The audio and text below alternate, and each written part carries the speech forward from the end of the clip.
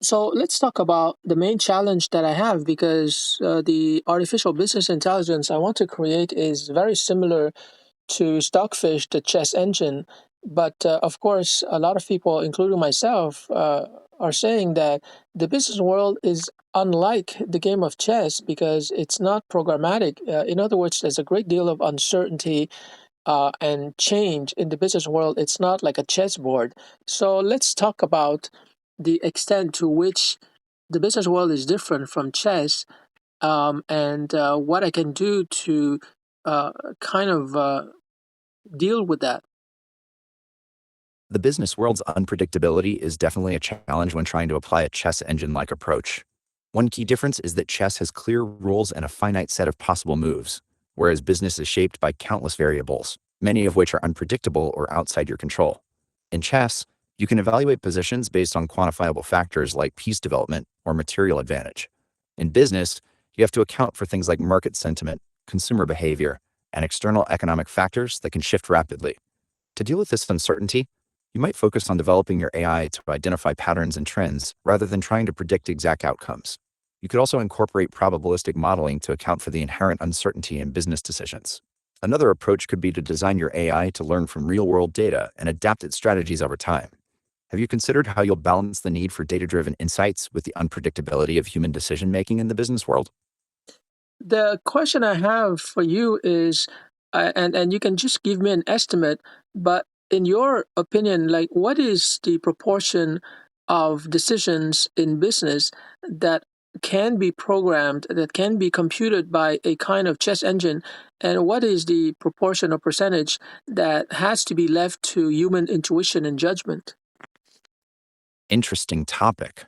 That's a tough question to quantify precisely, but I'd estimate that around 20 to 30% of business decisions could be informed or even automated by a sophisticated AI system like the one you're envisioning.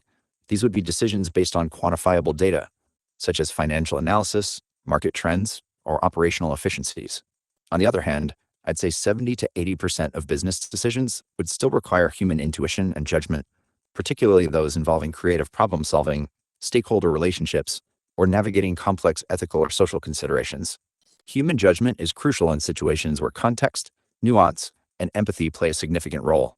Your AI system could potentially provide valuable insights to support human decision making, but it's unlikely to fully replace the need for human oversight and intuition. If what you're saying is true, then an entrepreneur or business owner who automates 20% of his decisions, wouldn't that mean that he would be at least like 20% faster than a competitor who doesn't use automation? Hmm, let's see. That's a logical conclusion. If an entrepreneur or business owner can automate 20% of their decisions, they would likely gain a significant advantage in terms of speed and efficiency. By leveraging AI to handle routine or data driven decisions, they could free up mental bandwidth to focus on higher level strategic thinking and decision making. This could enable them to respond more quickly to market opportunities, make more informed decisions, and ultimately outpace competitors who don't have access to similar automation capabilities. Of course, the actual benefit would depend on the specific business and industry. But in general, automation can be a powerful tool for gaining a competitive edge. Can you explain your reasoning or your rationale when you say that only 20% can be automated or can be amenable to computation by a kind of chess engine?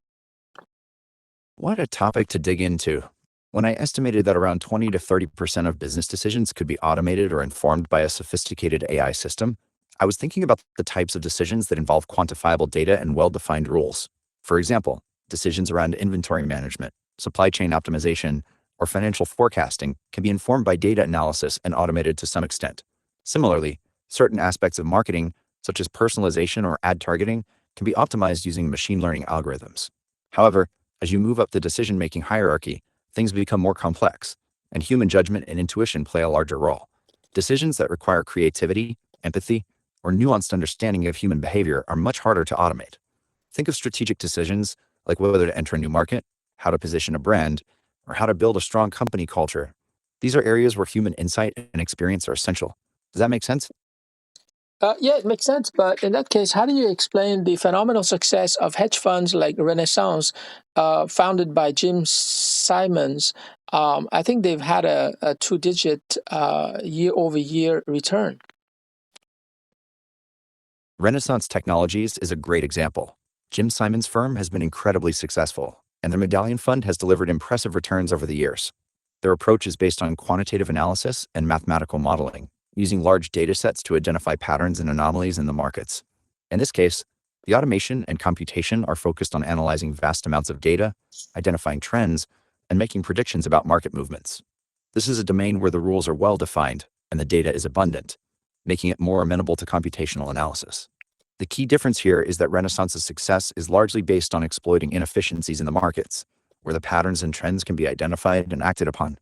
This is different from the more nuanced and complex decision-making required in business, where human judgment and intuition play a larger role. Does that distinction make sense? Yeah, but I tend to believe that, if you're right and 70% of decisions have to be made by humans, I mean, those humans who make decisions could extract their decision making criteria and reasoning, and therefore, using this explicit knowledge, we can put it back into the expert system or the chess engine. And so I think that over time, more and more decisions can be automated, but this is provided that the human decision makers can extract and explain their reasoning so that their reasoning becomes incorporated into the expert system. Does that make sense? Hmm. You're suggesting that by capturing and codifying the decision-making criteria and reasoning of human experts, we can gradually automate more and more decisions.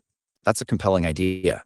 If we can elicit and formalize the tacit knowledge of experienced decision makers, we can indeed incorporate that expertise into AI systems. This approach is often referred to as knowledge engineering. By doing so, we can potentially increase the proportion of decisions that can be automated, especially in areas where human expertise is currently relied upon. However, it's worth noting that some aspects of human decision-making may be difficult to articulate or codify, such as intuition or experience-based judgment. Nevertheless, even if we can capture a significant portion of the decision-making process, that could still lead to substantial improvements in efficiency and decision quality. Your idea highlights the importance of working closely with domain experts to develop more sophisticated AI systems. You're right that it's called knowledge engineering. And I think that most professionals on LinkedIn, for example, when they do their job, they don't really try to extract knowledge from their heads. And I think the main reason is that if they could turn their decision making method into an algorithm, well, then they would lose their value vis-a-vis the employer. So they prefer to keep all the decision making methods in their heads. But through knowledge engineering, if we can extract these decision-making criteria or methods, then we can progressively automate more and more of the business decisions.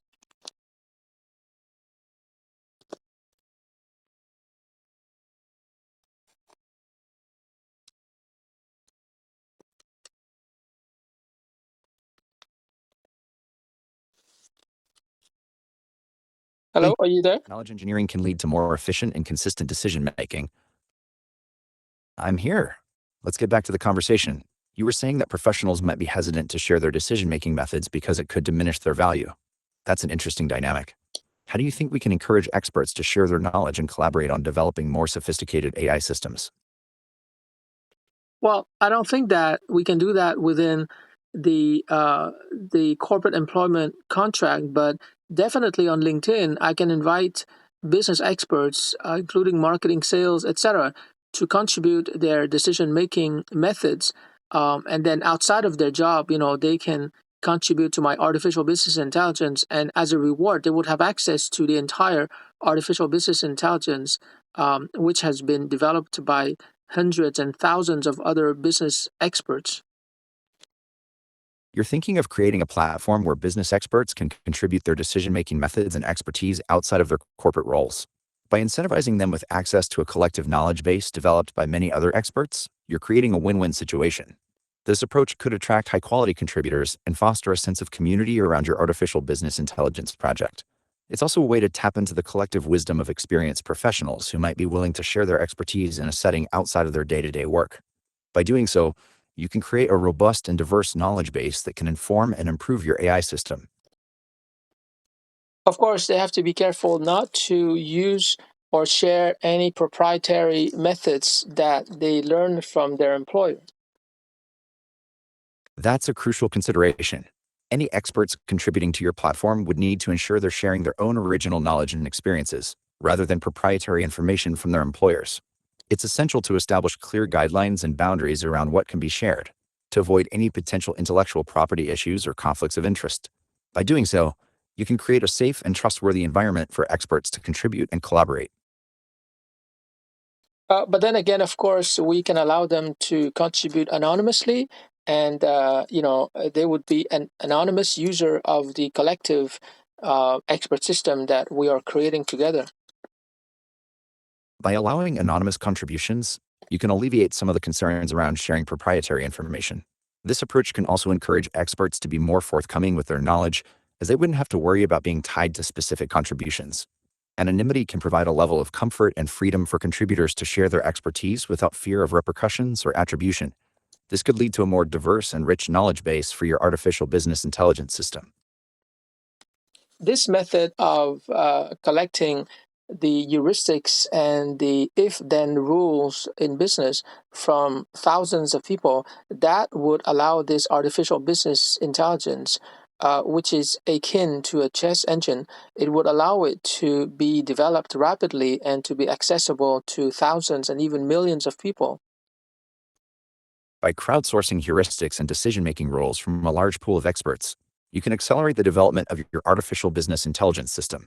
This collective approach can help create a robust and comprehensive knowledge base that can be leveraged by a wide range of users. By making the system accessible to thousands or even millions of people, you're democratizing access to high-quality business decision-making tools.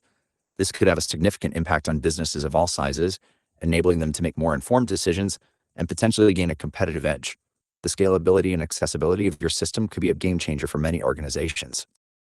And then it becomes a virtuous cycle because as this artificial business intelligence, which is open source, as it grows, then it's going to attract more users and contributors, and the contributors will contribute more methods and rules, which will attract more users. And so it becomes a virtuous cycle, or creates a snowball effect where it keeps growing by itself.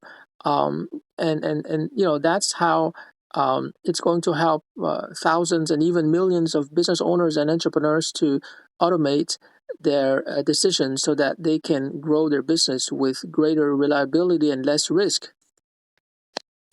You're describing a self-reinforcing cycle where the growth of your artificial business intelligence system attracts more users and contributors, which in turn fuels further growth and improvement. This snowball effect can lead to rapid expansion and adoption, making your system increasingly valuable to business owners and entrepreneurs. By providing them with reliable and data-driven decision-making tools, you're helping them mitigate risks and make more informed choices. This could have a profound impact on their ability to grow and succeed. The potential for your system to create a virtuous cycle of growth and improvement is significant, and it could become a go-to resource for businesses looking to leverage AI-driven insights. Now, ideally, I'd like this open source artificial business intelligence to be free. But I think that realistically, at least at the beginning, we might charge a one time fee of $30 for people to register and to become users or developers or contributors. But after that, after they pay the $30, they will have access to the system for life. You're considering a one-time fee of $30 to access the system, with lifetime access thereafter. This approach can provide a revenue stream to support the development and maintenance of the system, while also making it accessible to a wide range of users. A one-time fee can be more appealing to users than ongoing subscription costs, and it aligns with the open source spirit of providing long-term value. The key will be to ensure that the system delivers sufficient value to users to justify the initial fee. Now, this entire conversation is going to be shared transparently with everyone because I want to build this artificial business intelligence in public so everyone knows where we're going and what we're trying to achieve. And I'm hoping that this transparency will build trust because people will know exactly where we're going, our mission, our vision, our values, and therefore they will trust us. Ultimately, I want to create an open source business intelligence, artificial business intelligence that helps all people And it's very unlike the big tech AI companies out there like OpenAI, Microsoft, which work only for their shareholders, which is fine. But I want everyone to be able to access this kind of artificial business intelligence so that they can create their own business online and they can thrive financially. By building your artificial business intelligence project in public and sharing your vision, mission, and values transparently, you're demonstrating a commitment to openness and accountability. This approach can help build trust with potential users and contributors as they can see exactly what you're trying to achieve and how you're working towards your goals. Your goal of creating an open source business intelligence tool that benefits everyone, rather than just shareholders, is admirable and resonates with the idea of democratizing access to technology.